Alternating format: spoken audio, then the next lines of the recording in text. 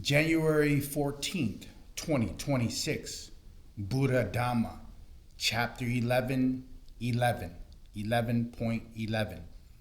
Conclusion, Part 1, page 1219 to 1228. We got A, B, C, and D. A is happiness is reached by happiness. B, proper attitude towards happiness. C, spiritual practice in relation to happiness. And D, enjoyment of sense pleasure. D1, stages of excellence. D2, wholesome stage. And D3, inferior stage.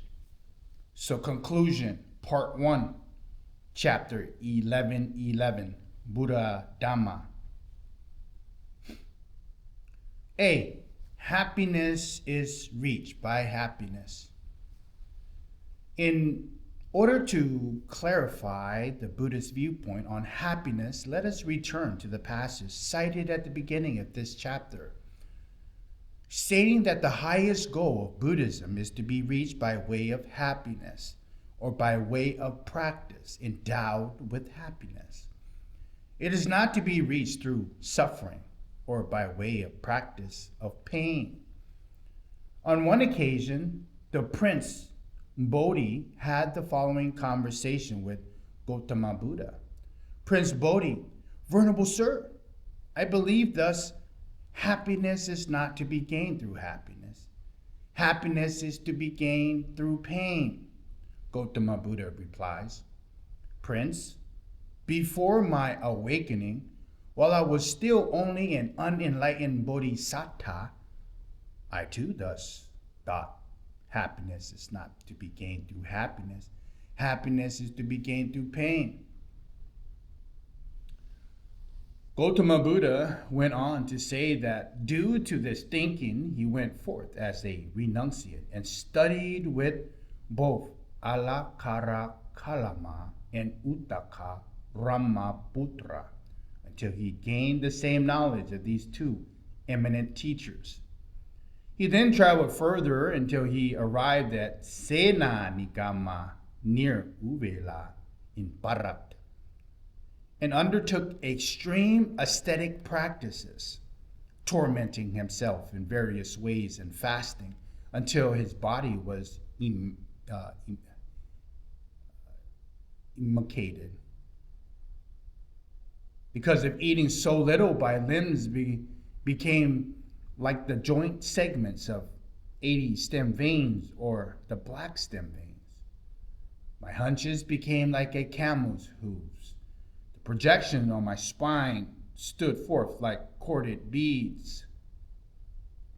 My ribs jutted out and jaunt as the rafters of an old roofless barn. My eyes sank far down into their sockets, looking like the reflection of stars in a deep well. My scalp shriveled and withered as a fleshy cut bitter gourd shrivels and withers in the wind and sun. My belly skin adhered to my backbone. Thus, if I rubbed my belly skin, I touched my backbone. And if I rubbed my backbone, I touched my belly skin. If I urinated or defecated, I scattered and fell over there because of eating so little. If I tried to ease my body by rubbing my limbs with my hands, the hairs rotted at its roots, fell from my body as I rubbed. In the end, the Bodhisattva reflected, would every recluse or Brahmins in the past, in the future, in the present, have experienced painful, racking, piercing feelings due to exertion, this is the utmost. There is none beyond this. But by this rackling practice of austerities, I have not attained any superhuman states, any distinction in my knowledge and vision worthy of the noble ones. Could there be another path to awakening? I clearly recall that during the plowing ceremony of my father, the Sakyan king, was sitting in the cool shade of the jambolin tree, quiet, secluded from sensual pleasure, secluded from unwholesome states, and I entered upon and abided in the first concentration, meditation, absorption, jhana, which is accompanied by applied and sustained thought, with rapture and pleasure born of seclusion. Could that be the path to awakening? Then following on the memory came the realization that is the path to awakening. I asked myself, am I afraid of what that pleasure that has nothing to do with sense pleasures and unwholesome states? And I thought, I am not afraid of that pleasure that has nothing to do with sense pleasures and unwholesome states. The Bodhisattva then ate solid food, restoring his strength. He practiced the concentration, meditation, absorptions, the jhanas, up to the fourth, and subsequently was fully awakened. The Buddhist practice for reaching this highest goals incorporates happiness.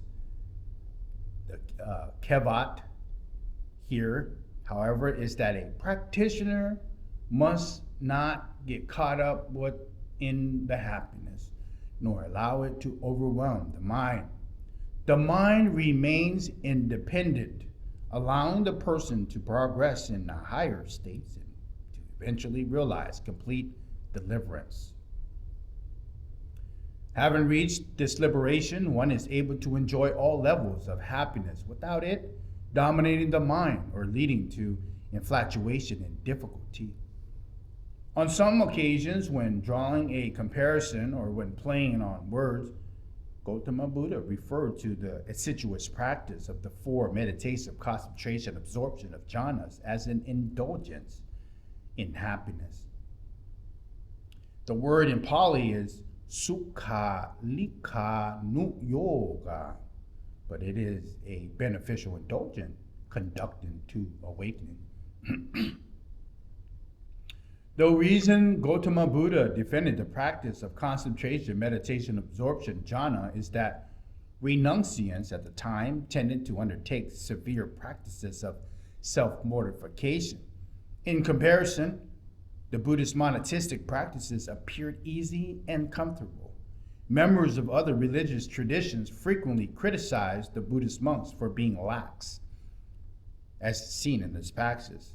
It may be chanta. The wanderers of other sects might say the ascetics, the sons of the Sakyan, are preoccupied by and devoted by pleasure, indulge in pleasure. If so, they should ask, what kind of devotion to pleasure? Sukharika nu yoga. Indulgence in pleasure? For this devotion and pleasure can take many different forms. There chanta, four kinds of devotions to pleasures, which are low, vulgar, worldly, ignoble, and non-conductive to welfare, not leading to disenchantment or dispassion, to cessation, to tranquility, to realization, to awakening, to nibbida. What are they?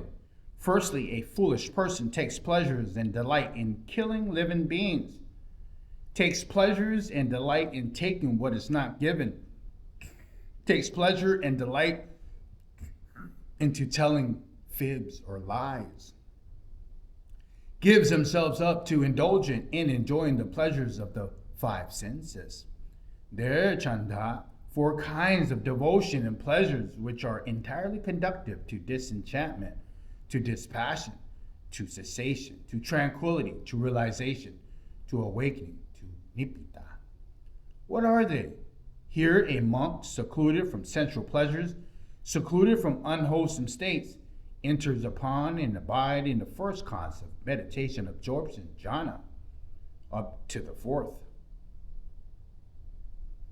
B, proper attitudes towards happiness.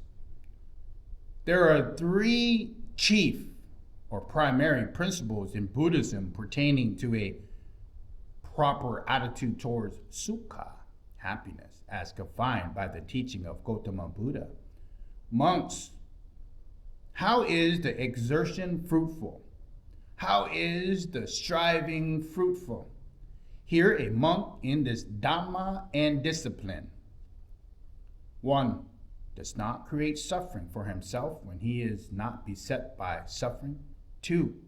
Does not forsake genuine happiness. 3. Does not become infatuated with the happiness, even with genuine happiness. The Gautama Buddha gave this teaching in order to show the distinction between Buddhism and the Niganta doctrine. Remember, the Nigantas are the Jainism. So he gave this teaching about this to give the distinction between extreme asceticism that the Jains were practicing at that time. Remember the classification of Satana Dharma: Hinduism, Jainism, and Buddhism. All in the same time period.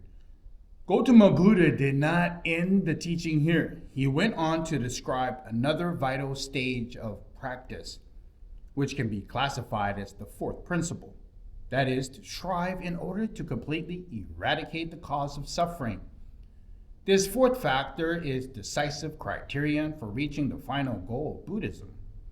Because in order to realize the highest truth, one must first completely remove the causes for suffering. From the perspective of gradual Dhamma practice, the fourth principle can be expressed in another way: to strive in order to realize higher forms of happiness until one reaches the supreme happiness, which is utterly free from dukkha, free from suffering, free from stress, free from agitation. One can thus outline the practice in regard to happiness, the set of criteria for Buddhists in the relationship to happiness as it is, as fourfold. First, to create suffering for oneself in times without suffering. To not abandon genuine happiness. To not indulge in the genuine happiness. To strive to put an end to the cause of dukkha, suffering. To strive to realize supreme happiness, sukha. Although these principles of practice in relation to happiness does exist, the subtlety, the depth of understanding, vice versa, happiness differs between people, which is the factor that needs to be taken into consideration. For example, the practice of someone who sees the danger in sense pleasure, who is disillusioned by it and seeks more refined forms of happiness, may involve stages that are arduous. This practice is viewed by those people who are still attached to sense pleasure as a form of self-inflicting suffering. In such circumstances, for those practitioners who are prepared, who are disenchanted with sense pleasures, and for whom sense pleasures has become a form of hardship, or even for those people who are not yet fully prepared, but who see the danger in sense pleasures, who sees the values of and aspire to more refined, independent forms of happiness. This arduous forms of practice becomes a means for training themselves. If these peoples had acted voluntarily and did not fall into extreme case of self-mortification, Gautama Buddha consented to this practice as a form of spiritual training.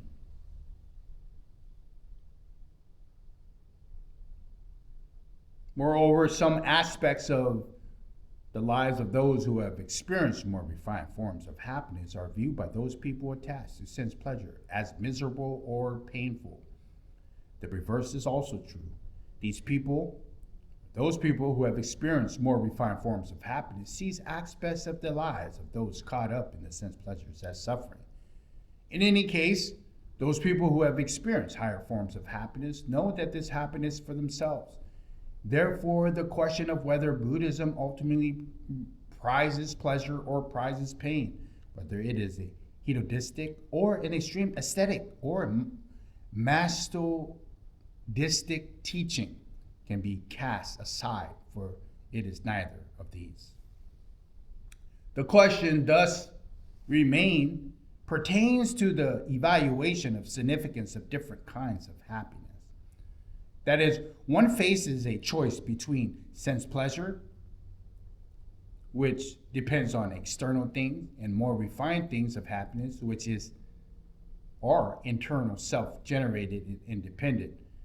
In the scriptures, in the Tipitaka, refined happiness is determined as more important. One should access refined forms of happiness, or at the very least, one should experience both sense pleasure and refined happiness. That is, one should at least match the realization of stream enterers and once returners who still enjoy sense pleasures, yet have reached an unfettered internal happiness as well.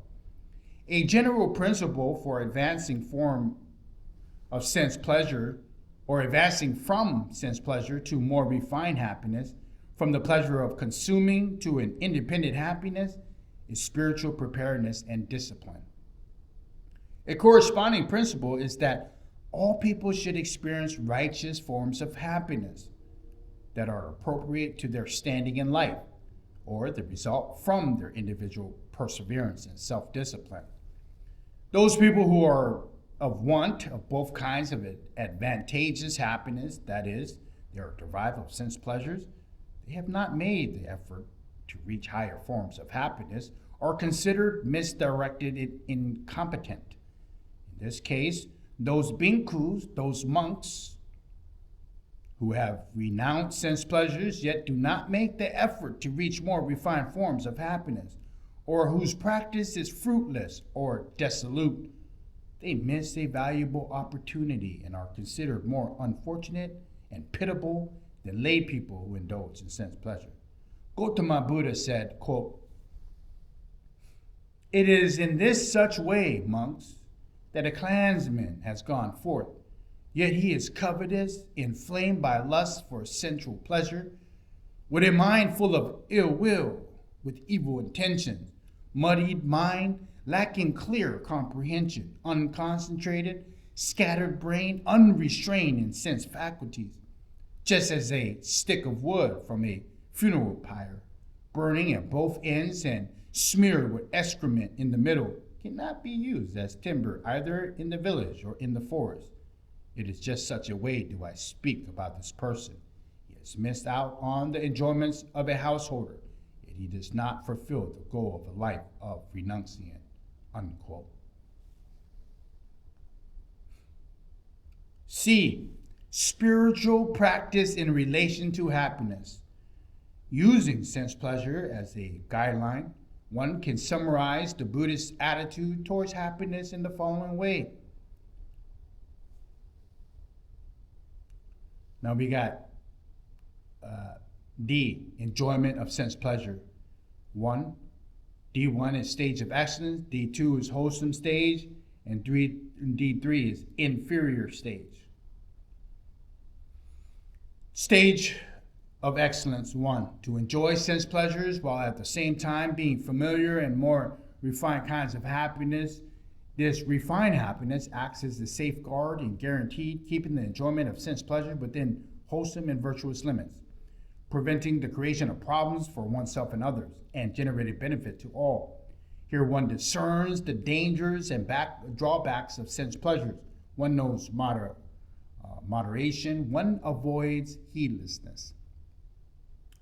Take an example. In the terms of sexual relationship, married people are content with their spouse and live together righteously by being faithful to one another and encouraging each other to grow in virtue and reach higher forms of happiness. And as seen in the case of awakened disciples, Na Kula Pitra and Na Kula Mata. D2, wholesome stage of enjoyment of sense pleasure. Although one enjoys sense pleasure in a moral, upright way, one still cut off of more refined forms of happiness. This enjoyment resembles the stage of excellence above. One sees the danger in sense pleasures and acknowledges the sense pleasure is inevitably accompanied by a certain degree of suffering. One tries to minimize the harm created by sense pleasure. One is moderate and abstains from indulging. One tries to be of benefit to both oneself and to others. But because one lacks the way out and the surety of more refined happiness, one is still at risk of being enticed by things and falling knee-deep into sense indulgence. One is not yet safe. And finally, D3, inferior stage of enjoyment of sense pleasure.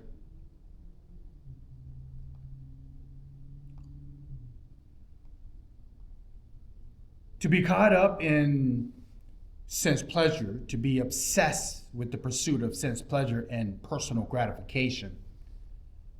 Take the example. In regard to eating or sexual relations, one is impelled to feel aroused, excitement, and agitation that excels what can be called requirements of nature, vice versa, eating and reproduction. One may devise methods and means for stimulating this excitement and agitation by using one's natural urges simply as a fuel to light that fire. One then increases the passion, making it frequent or continual, even to the extent of perversion. In such circumstances, eating food which does not necessarily nourish the body, or having sex removed from the act of reproduction, will be accelerated until the person entirely forgets the original purpose of these actions. These activities will be pursued solely to satisfy craving. It will be an indulgence in sense pleasures for its own sake. One's life will be entirely dedicated to consuming things. On the social level, when people go beyond the simple relief of natural urges and inclinations to deliberate creation of excitement and agitation to the extent that it becomes rampant, the society exists as is in a constant state of warfare, which one can call the battlefield of sense desire. In times of literal war, people are incited to feel hatred and resentment over and above the natural feeling people have of anger and indignation. Eventually, people are prepared to slaughter and destroy each other. There is even an expressed admiration and satisfaction in such destruction. This escalation of people's feelings by sense desire is similar. Incitement and stimulation generates lust and fixation on consuming things, exceeding the natural desire inherent in people. This intensified desire is a partner to and the origin of battle of hatred. People who normally live at ease and act in positive ways become provoked by sense desire, giving rise to stress and agitation. They can no longer bear to live at ease. They are then incited to feel anger and discontentment until the only satisfaction they can find is through destruction. When this battle of sense desire is protracted, and when they added factors like stimulating and provocative advertisement, people will have a proclivity to see others as human companions, as even as humans. Instead, they will see others as praise, as objects to consume, or as objects of enjoyment. They will expect to derive pleasures from other people. And if others do not provide this expected pleasure, they will view them as rivals or impediments, or as offensive, useless, loathsome, and irritating. When people are engrossed in pursuit of sense pleasures, it will be difficult for them to generate a wholesome enthusiasm for their work. Remember, wholesome enthusiasm is chanta. They will lack the love for their work, the lack of determination of one-pointedness of mind. Chanta, wholesome enthusiasm, will be replaced by tanha, craving. People will simply wait for an opportunity to indulge in sense pleasure and perform activities in order to gain some personal advantage. The performing of work in order to achieve true success and excellence will vanish. People will work simply to complete the task or to complete a semblance of completion. Moreover, they will seek sense pleasure by taking shortcuts, which do not require any effort and lead to immoral behavior and crime. When people begin to see each other as preys and competitors and are preoccupied with the pursuit of sense pleasures and zealously guard the objects they have seized, mutual mistrust, envy, and abuse will spread. In this state of affairs, it will be difficult for people to experience refined forms of happiness, even the simple pleasures of appreciation, friendship, and mutual kindness, or the delight and peace stemming from opening oneself up to the beauty of nature. People will be unfamiliar with the refreshing sense of ease and the accompanies enter dignity and virtue. When people lack this refreshing sense of ease, their mental health will drop to the critical level. This is because sense pleasure on its own, devoid of such refined and wholesome mental qualities like love, compassion, generosity, inflames the mind and is not conducive to mental health. If people associate with one another spurred on by lust, each party will be seeking to get something from the other. Although they may experience pleasure, it is like to be detrimental to their mental health. Furthermore, relating to other people in order to obtain personal advantage, working not for the sake of the work, but in order to get a reward, and struggling to compete with others lead to disappointment, mistrust, vexation, and enmity, all of which blight the heart and damage mental health. Although a society may be materially prosperous, if it has fallen into such states of indulgence, its citizens will not experience true happiness. Rather, they will be subject to severe forms of dukkha, suffering, including feelings of desolation, frailty, and meaninglessness. In a society derived of individuals who are familiar with deeper forms of peace and happiness, there is no source of such happiness even for those who are in extreme need of it. In a society inclined towards sensual indulgence, there will be many people who have either been disappointed or by the experiences connected to sense pleasures, or they have been impacted negatively in some other way.